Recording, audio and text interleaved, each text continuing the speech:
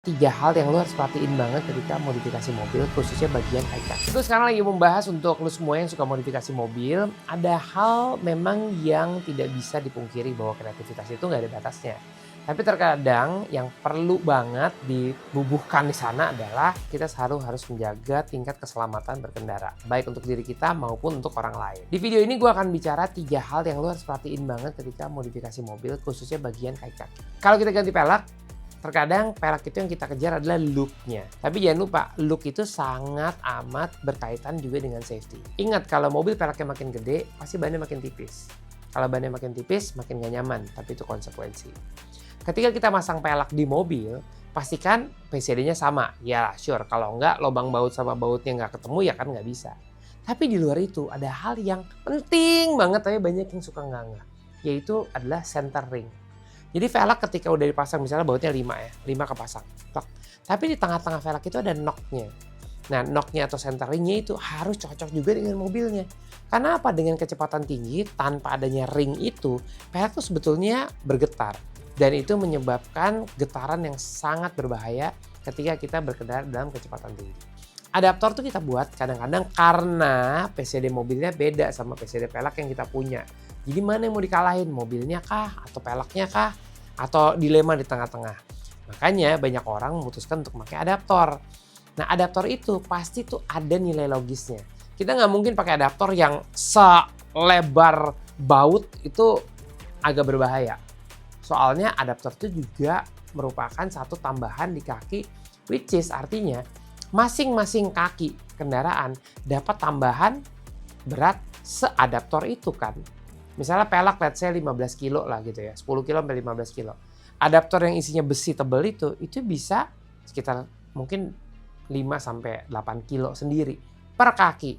Artinya masing-masing kaki mobil kita jadi lebih berat. Untuk cornering, untuk braking, untuk accelerating, itu semuanya tambah berat. Dan itu harus kalian perhatikan. Ingat, ada spacer, ada adaptor. Ketika bikin adaptor, kira-kira lah tebelnya, jangan tebel-tebel banget. Semua kendaraan itu kan pasti perlu bensin. Tapi jangan salah, bukan cuma bensin yang bikin mobil ini bisa jalan. Mesin nggak hanya butuh bensin, tapi juga butuh oli. The biggest problem adalah kita suka nggak tahu pilih oli itu yang bener yang mana.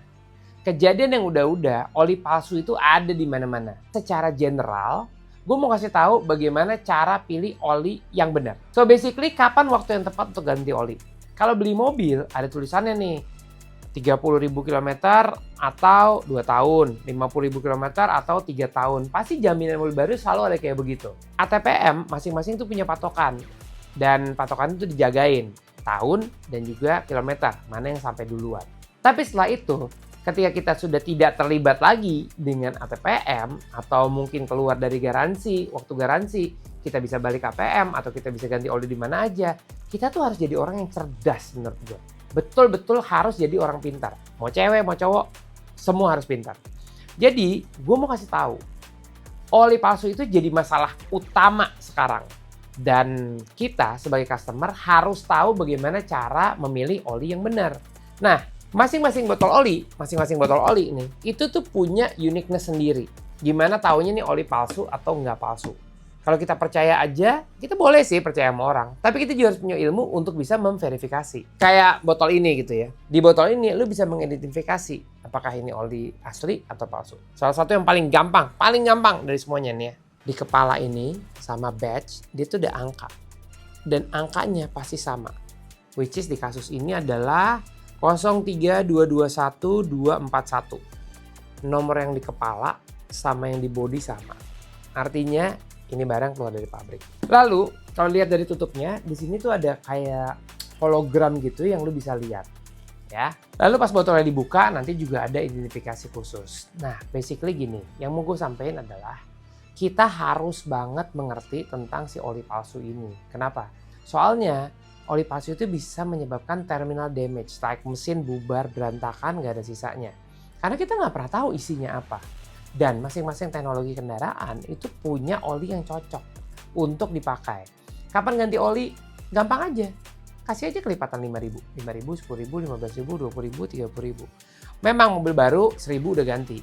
Tapi in average, gue bilang in average, ganti oli itu per 5.000 km. In average kalau misalnya lupa udah kapan gitu, udah kelipatan 5.000 itu waktu yang tepat. Dan pastikan masalah paling besar dari oli palsu adalah tempat belinya. Jadi pastikan tempat kita beli oli itu sesuai dengan chain atau channel yang ada. Jangan coba-coba olinya murah tapi hasilnya di ujung mesin berantakan. Oke guys, semoga tambah pintar dengan tontonan ini and I'll see you di video berikut.